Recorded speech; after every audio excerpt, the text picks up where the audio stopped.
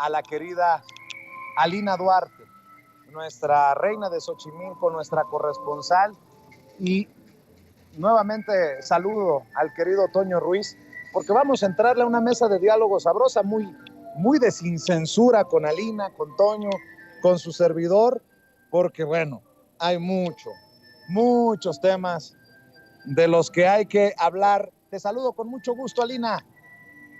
Hola, ¿qué tal, Vicente? Muy buenas tardes ya. Saludos a ti, a Toño, a toda la audiencia y al equipo de Sin Censura.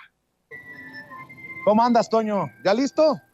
¿Qué uvas, Aldubas? Pues yo siempre listo como los scouts y saludo a mi queridísima Alina Duarte. Ya por fin los tres mosqueteros reunidos. Ahí tienes tú a D'Artagnan.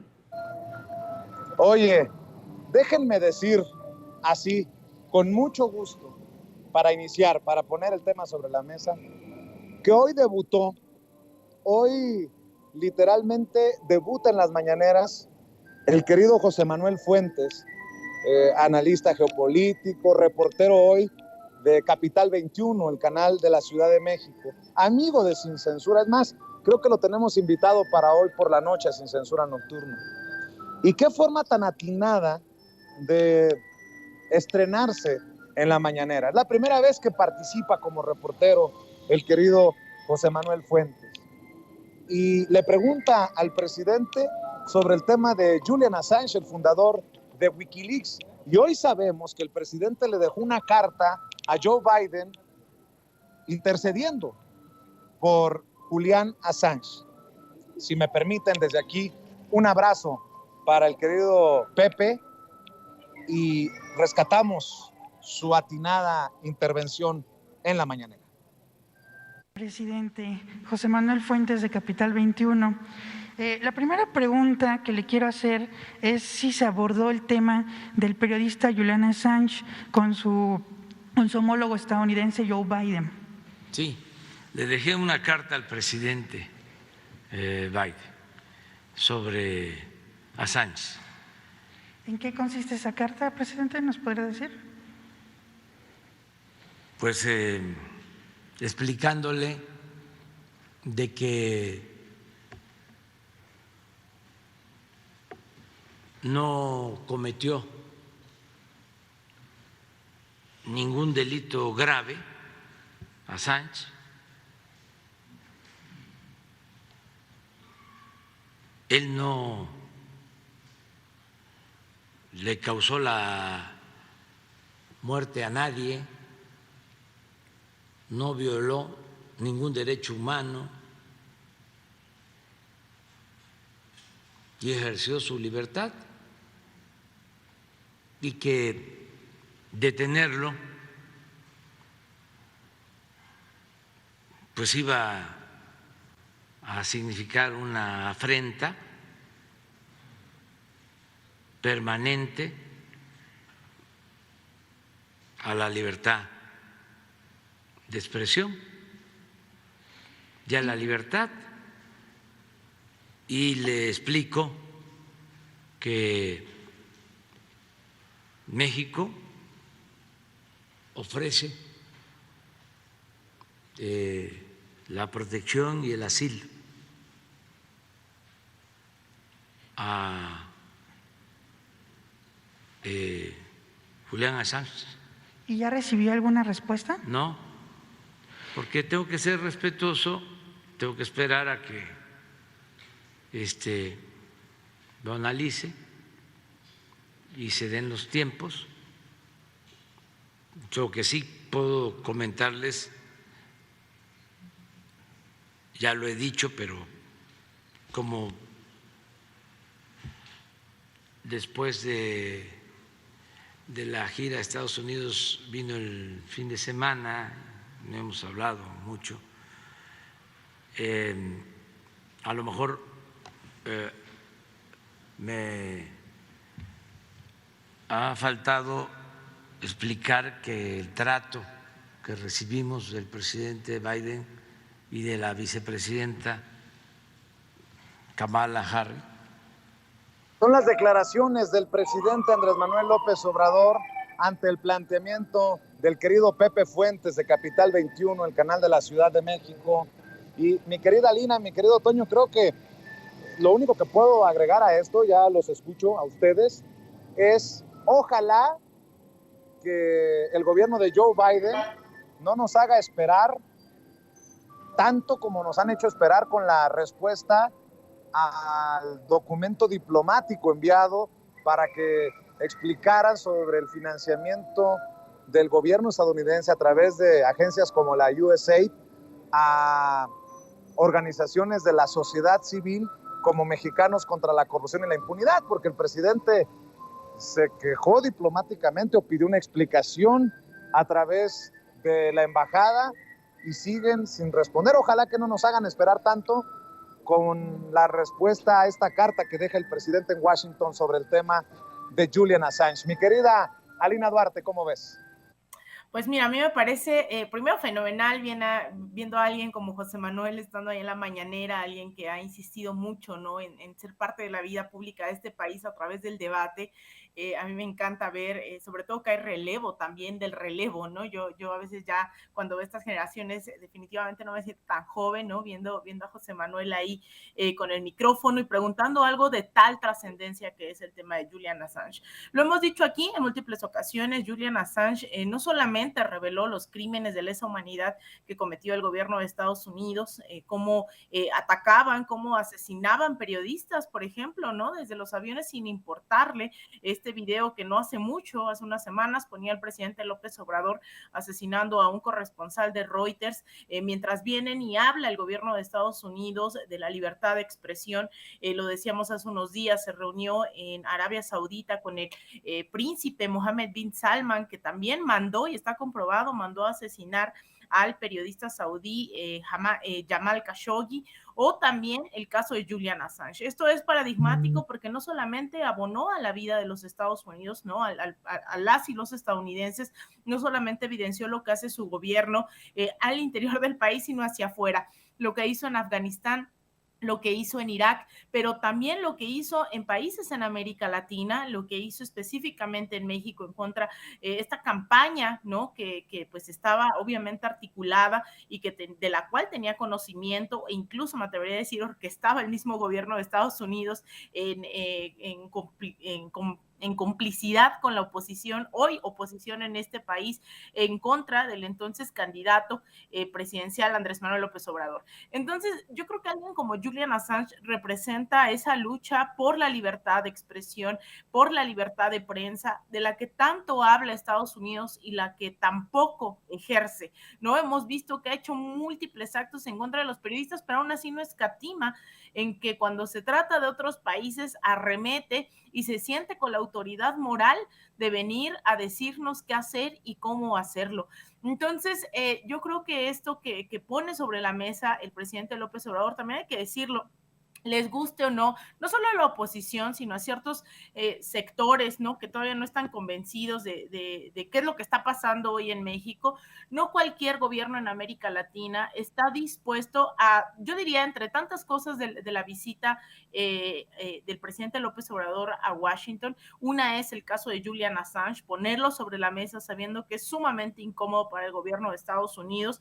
El segundo también, creo que no solamente refrenda, ¿no? Después de esta reunión, imagínense, ya nos cuenta que le entrega una carta pidiendo pues que pues se reconsidere el caso de Julian Assange, sino además también le dice, ay, por cierto, nacionalizamos el litio, sabiendo que el tema del litio llevó a un golpe de Estado en Bolivia. Entonces son muchas cosas que hay que seguir rescatando de este encuentro, que hay muchas cosas que se quieren minimizar, y cerraría, Vicente, insistiendo en que si no nos llegaron a ver ese día, reportamos aquí también que la posición del presidente López Obrador fue reconocida por un grupo de activistas, Assange DC Action, la acción, ¿no? Como el capítulo, digamos, que lleva la campaña por la liberación de Julian Assange en Estados Unidos, pero en Washington DC, fueron a la Embajada de México, ahí en Washington, para entregar una carta agradeciendo al presidente López Obrador sus posturas que había tenido justamente sobre el tema de Julian Assange. Entonces son varios actos que hay que tener claros y que creo que también la comunidad internacional, a diferencia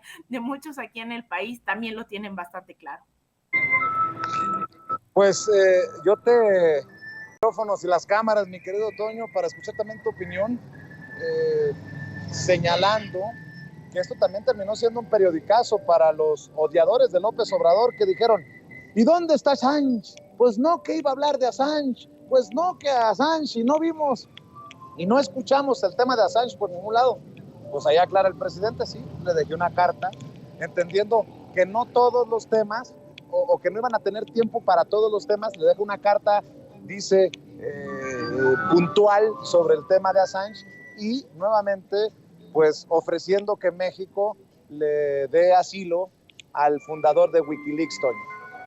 Yo creo, compañeros, que le estamos dando en el clavo al hablar de Assange, comenzando hablando precisamente de José Manuel Fuentes, ahora en Capital 21. Porque tenemos que hablar específicamente del periodismo libre e independiente. Y eso que mencionas, Vicente, es muy, muy claro. Esto que menciona también Alina sobre, pues bueno, los alcances que ha tenido Assange, pero esto de cómo es que seguramente habrá cuestionamientos de por qué no habló el presidente directamente con el presidente Biden, por qué solamente fue una carta. Creo que es fundamental al analizar que es un tema que ellos de todas formas no plantean en sus medios de comunicación tradicionales. Yo quiero poner el ejemplo de algo que ocurre este fin de semana. No sé si ustedes dos se dieron cuenta de un artículo que fue extremadamente controversial por parte del The New York Times.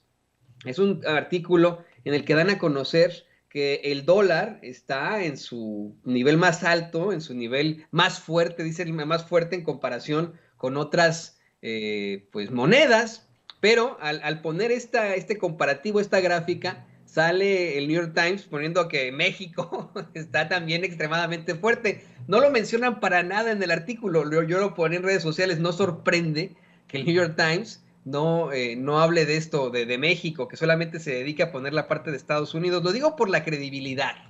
Alina lo sabe perfectamente, tú lo sabes perfectamente, Vicente. Usted, público consentidor, debe saber que aquí en Estados Unidos hay medios de comunicación que simple y sencillamente porque tienen esa medallita de credibilidad, ya con eso ya le hicieron, como el New York Times, como el Washington Post, como los que salen en CNN, algunos en NPR, tienen ya, ¿no?, una medallita de credibilidad y pueden decir o no decir, y ya la gente se va con la finta. Dicen, bueno, es que si sale en el New York Times, debe de ser muy, muy buena idea, debe de ser algo correcto, cuando en la realidad, pues son también corporaciones que responden a situaciones verdaderamente cuestionables, que no están planteando el tema, por ejemplo, de Julian Assange, un tema extremadamente duro, un tema que se tiene que plantear.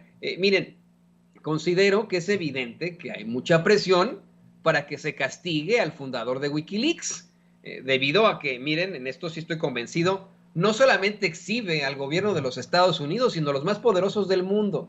Y estos, los más poderosos del mundo, le están exigiendo, imagínense ustedes, ¿no?, nada más y nada menos que al presidente de los Estados Unidos que lo castigue, que le dé sus nalgadas a ese que los exhibió, y vaya nalgadas. Están buscando que el hombre muera en prisión después de haberse enfrentado a una serie de problemáticas, de estar en un consulado, a ser perseguido, a estar en cárceles, y todo por dar a conocer la verdad con justicia, por hacerlo de manera independiente. Por eso que decía yo, pues es importantísimo que mencionemos a José Manuel Fuentes en esto. Es quien sigue la línea, en todo caso, de esa verdad con justicia, de ese Julian Assange, que a nosotros en Sin Censura nos ha buscado desde el principio, nos ha expresado un gran respeto, como el respeto que le tenemos nosotros a él, mientras que pues otros en los medios de comunicación tradicionales tratarán de minimizarle, como nos minimizan a nosotros y como minimizan a Julian Assange. Yo creo que la conclusión en todo esto que está ocurriendo, esta presión que hacen hacia Biden, será que si el presidente Biden actúa, una vez más, se habrá atrevido a romper con el status quo y podrá ser un hito en la historia como presidente de los Estados Unidos. Si no, pues nos daremos cuenta que en todos lados se cuecen habas, y que si no le disminuye o le conmuta la pena a Assange, pues quedará claro que hasta el presidente de los Estados Unidos se le puede presionar, y eso es extremadamente preocupante. Alina, también quiero escuchar sus opiniones. Creo que debemos de seguir con este tema del reconocimiento del presidente Andrés Manuel López Obrador a los migrantes. Por tu trabajo que has hecho como corresponsal, Alina, conoces de este tema. Pues qué voy a decir de Toño. Él es un migrante, está viviendo en Estados Unidos. Y creo que no hay que dejar el tema porque es parte de ese reconocimiento a los migrantes. Se tienen que seguir haciendo cosas, me dice el presidente, para reconocer a los paisanos. Habla de conseguir que se bajen los costos para enviar remesas a México desde Estados Unidos. Yo le proponía de que la matrícula consular fuera gratis, así como es gratis la credencial para votar con fotografía del INE. Habla del documental que nos encargó a los medios independientes, alternativos y digitales. Ya buscaré a Jesús Ramírez más tarde a ver si podemos también ponernos de acuerdo. Mi querida Lina, con la explicación que me dio el presidente, con la desmenuzada que le da el tema el presidente hoy, me queda claro que el presidente está comprometido con que el reconocer como héroes y heroínas en el discurso a los paisanos no se quede nada más en palabras, sino que se lleve, se transforme en hechos. Y todavía tenemos 2 años para que se logre. Yo estoy muy emocionado porque tú sabes que es un tema que no solamente mastico, sino que lo hago con toda la pasión del mundo. Y bueno, ahí está el testimonio de las entrevistas que realizamos en Washington. Y al presidente le queda clarísimo porque el encargo no lo hace para los medios que cubrieron Washington, no, a los medios, a los youtuberos, a los de abajo, a los que estuvieron con la gente. Mi querida Alina, escucho tus opiniones, tus comentarios. Pues mira, Vicente, yo también creo que es uno de los temas que más me apasiona, sobre todo porque no podemos hablar de transformación, de justicia, no podemos hablar de un nuevo horizonte sin contemplar a los y las millones de mexicanos, mexicanas que durante décadas han sido expulsados de este país, pues no nada más por gobiernos neoliberales, sino incluso desde antes, desde la Guerra Sucia.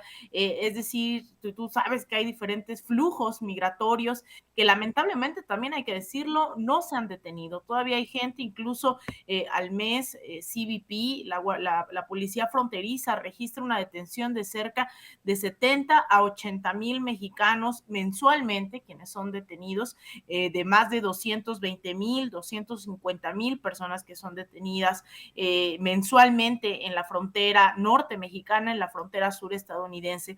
Los flujos migratorios han sido, digamos, la constante y también es un derecho humano, sin embargo, han sido criminalizados y no solo eso, creo que hoy lo que estamos hablando es incluso la responsabilidad del Estado mexicano para con sus connacionales en Estados Unidos. No solamente estamos hablando de una reforma migratoria y de cómo hoy el gobierno mexicano, a diferencia de otras ocasiones, está tratando de incidir de diferentes formas. Rescataba yo algunas opiniones para un programa que hice el día de ayer para medios públicos y entrevistaba yo a nuestros paisanos, nuestras paisanas, cómo veían esto que se ha planteado, si realmente era algo concreto y decían, pues es interesante porque sabemos que la reforma migratoria de Biden pues ya está, ¿no? En un nivel en donde no va a avanzar. Biden propuso nacionalización, ciudadanización de muchos migrantes, lo cual no está ocurriendo. Después se propuso una parol, ¿no? Que implicaba residencia por 5 años. Nada de esto ha sido cumplido. Hay una crisis muy fuerte en Estados Unidos, producto no solo de la guerra en Ucrania y de la inflación, sino una crisis de legitimidad que se nos oculta en los medios. Gente de Harvard, gente de estos institutos, ¿no? Siguen hablando de esa gran superpotencia, los mismos corresponsales de Washington, cuando en realidad hay un declive de la hegemonía estadounidense que es muy visible en términos económicos, políticos, sociales. Joe Biden, pues sí, podría ganarle nuevamente a un Donald Trump, pero cuando la gente contesta si realmente quisiera ver a Biden en un segundo término, pues es cerca del 13% de la población. Es decir, no es el Estados Unidos de hace unas décadas y la población migrante en Estados Unidos tiene una capacidad de decidir no solo el rumbo de Estados Unidos, sino también de nuestros países. Entonces, repensar a la comunidad migrante como sujetos de acción, sujetos de derecho y sobre todo, pues también, ¿no?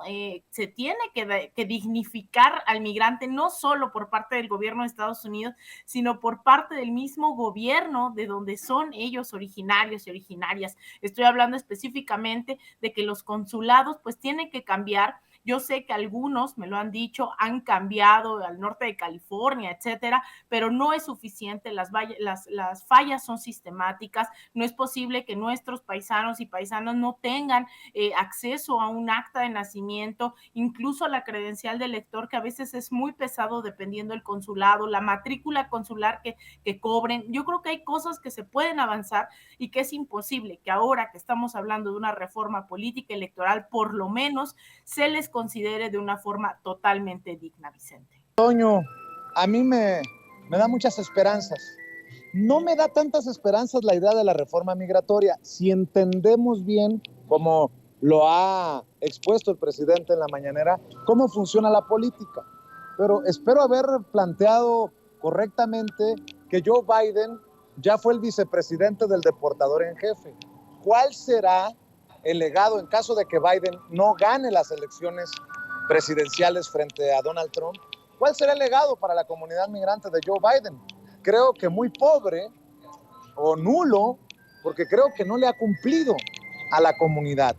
Pero a mí me da mucha emoción, debo de admitirlo, como migrante, como un medio precisamente que nace en Chicago, ahí en la comunidad de Chicago, pues que el presidente ahora le diga a Ricardo Sheffield, el procurador en defensa del consumidor, que hay que ver cómo se consigue que no le cueste tanto a los paisanos enviar las remesas, que hablemos de si se puede o no hacer que la matrícula consular sea gratuita. En fin, yo creo que esto da para más. Es cuestión de seguirle ayudando al presidente, insistiendo con el tema. Da para más, mi querido Tony. Vicente, Alina, público consentidor. En primer lugar, en la parte de Biden, yo creo que ahí sí tendría que considerarlo el presidente de los Estados Unidos, porque fíjense, se está planteando que a lo mejor ni siquiera buscaría su reelección. ¿Qué le queda más que pues su paso por la historia, su paso como presidente de los Estados Unidos? Uno podría pensar, bueno, es un político al que todavía le podría quedar una carrera como senador, como gobernador en algún momento, o dando conferencias, pero no, es un político pues ya casi octogenario, ¿no? De hecho es octogenario, es un personaje que, bueno, pues ya sería la conclusión de su carrera política y que en todo caso se está jugando simple y sencillamente su nombre ante la historia. Y qué mejor que pasar a la historia con una situación positiva.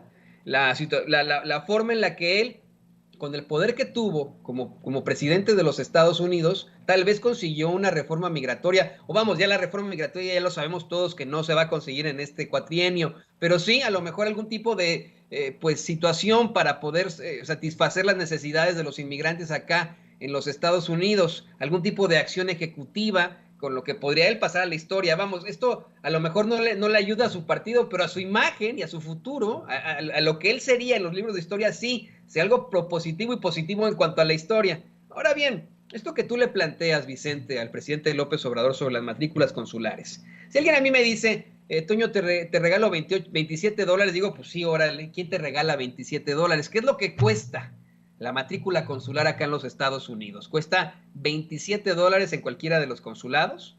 Ya después los precios de los pasaportes son distintos. La credencial del lector no tiene costo, pero tú sugerías esto de, pues simple y sencillamente, que se les retire el costo de los pasaportes, de las matrículas consulares. Y el presidente incluso hablaba de cómo es que van a ver con Sheffield, con el titular de la Profeco, Ricardo Sheffield, que los envíos de remesas sean aún más bajos. Pero yo quiero serte perfectamente honesto como migrante y creo que mucha gente va a estar de acuerdo conmigo en esto. Me hace pensar en cuando Josefina Vázquez Mota no pudo comprobar ese supuesto envío de $1,000 millones para apoyar a los inmigrantes acá. Muchos nos reímos porque dijimos, bueno, nosotros somos los que mandamos las remesas, nosotros somos los que mandamos la lana a México. ¿Qué nos vienen a contar a nosotros de lo que nos van a mandar ellos? O sea, En efecto, ¿quién te regala $27, que es lo que cuesta la matrícula consular? Bienvenido, ¿no? Si de pronto podemos ahorrarnos $27. Pero creo que no es necesario para nosotros tanto esta situación de apoyos económicos. Lo que queremos como inmigrantes es que verdaderamente nos reconozcan acá en los Estados Unidos y en México, que podamos ser elegidos como los verdaderos diputados migrantes, no un cabrón del PAN o un hipócrita del PAN del PRI que ni siquiera esté en San Antonio cuando ocurra una tragedia de este estilo y que no nos esté apoyando, que nosotros como inmigrantes seamos los diputados migrantes, no esos que tenemos desafortunados, los peores que tenemos, que tenemos en estos momentos en el Congreso, que seamos nosotros los que tengamos y detengamos los puestos en los consulados, ¿no? Que se hayan traído ahí al fulanito de tal recomendado de México, a que se venga a pasear acá a los Estados Unidos, a que se le pague un departamento y que esté el jijijo. No. Nosotros seamos los que podamos detentar los puestos en los consulados y en la embajada. Y que exista de una vez por todas una plataforma como con Infonavit para poder construir nuestras casas cuando regresemos a México, ante esta idea que tienen muchos de ahorrar toda su vida acá en los Estados Unidos para regresar a México y poder erigir su casa. Esto ya lo has planteado tú tantas veces, lo planteó Rafita Herrera, otros corresponsales de La Fuente lo han planteado y el presidente ha dicho que sí, que están en diálogo para que esto ocurra, pero eso se tendría que ya que transmutar. Si quieren reconocer a los paisanos migrantes, si quieren reconocer a los héroes vivientes, reconozcan así a los héroes vivientes con hechos, con actos. La verdad que lo económico, pues nosotros somos los que mandamos, ¿no? O sea, honestamente, con mucho respeto, pero mejor reconozcan a los que están construyendo México.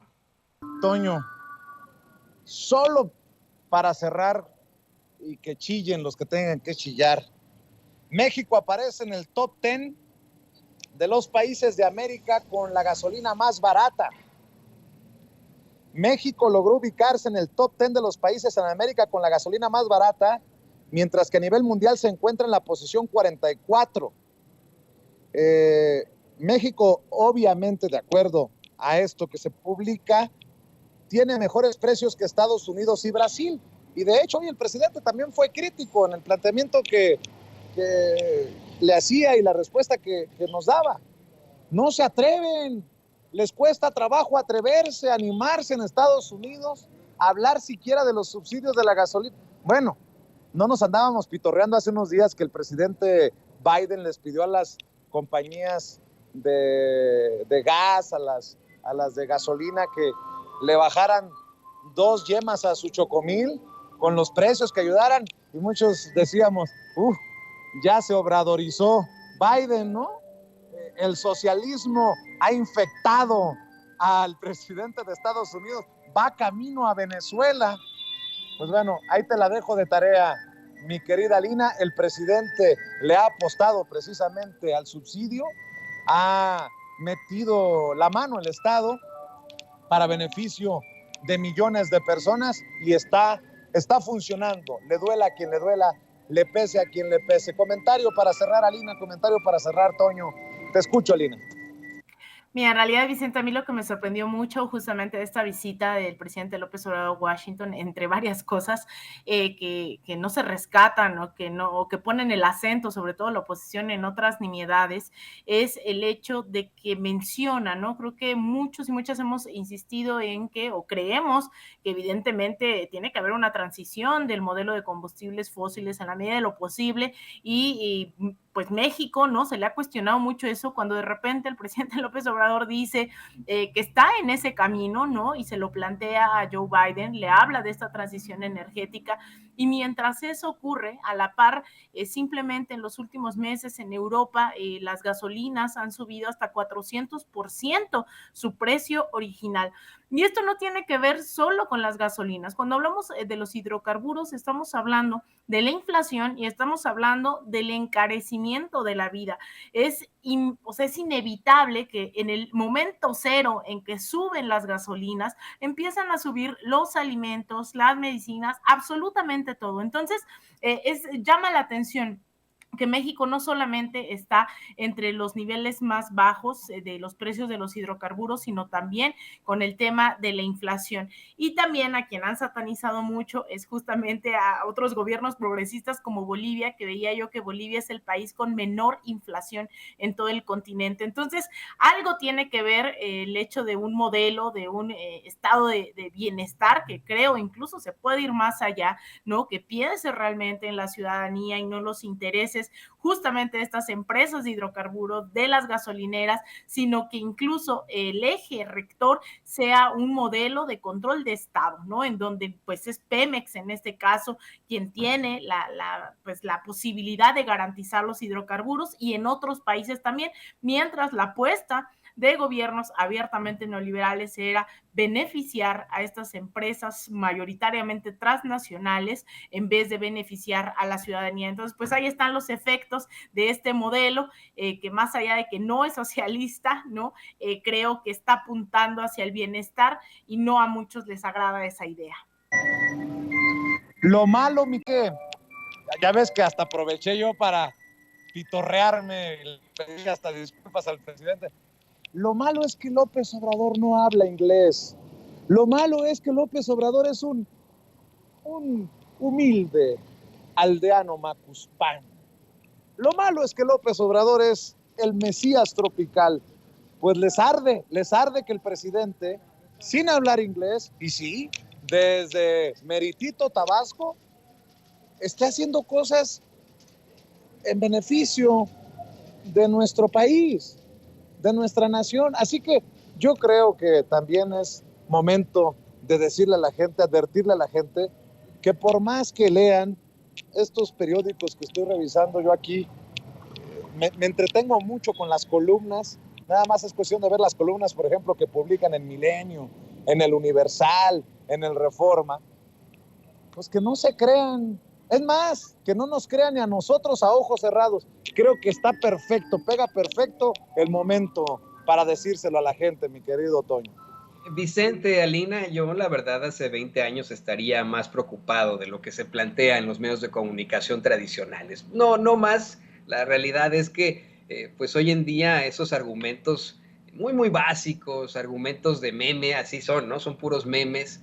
No alcanzan, no llegan a la gente. Esos periódicos que sostienes en estos momentos o los comentarios que se dan en la muy empanizada Radio Mexicana, es verdaderamente la panificadora por excelencia de México en la radio, o bien lo que plantean una y otra vez en la caja idiota, pues creo no está llegando verdaderamente al pueblo, no está llegando verdaderamente a la gente, y eso es lo importante en materia de lo que verdaderamente está ocurriendo. Fíjense, ¿no? Se plantea una y otra vez que el presidente López Obrador encabeza una serie de políticas clientelares y proteccionistas. Ahí tienen a Dominguín Cuadri haciendo una serie de planteamientos. Todo lo que tenga que ver con López Obrador está mal, a todo se opone, aunque en el pasado no se haya opuesto, y siempre habla de las políticas clientelares y proteccionistas. Pero híjole, el uso adecuado del presupuesto para hacer simple y sencillamente gastos en programas de justicia social ha funcionado. El aprovechamiento de los excedentes de nuestro petróleo para mantener el subsidio a las gasolinas ha funcionado. Yo sé que acabas de regresar a Estados Unidos, sabes a lo que me refiero. Acá, al menos en Kansas City, por ejemplo, estamos pagando $4 mínimo en las gasolineras más baratitas por galón. Y ni se diga en California, ni se diga en Texas, son precios altísimos. Tú lo acabas de ver, Vicente. Está funcionando el uso adecuado de de los excedentes de nuestro petróleo para mantener ese subsidio a las gasolinas. Y lo que mencionaba hace ratito, esta crítica que le hacía yo al New York Times, de cómo es que traen esta nota asegurando con bombo y platillo que el dólar es el más fuerte en una generación, ¿no? El resto de las monedas se están devaluando, etcétera, etcétera.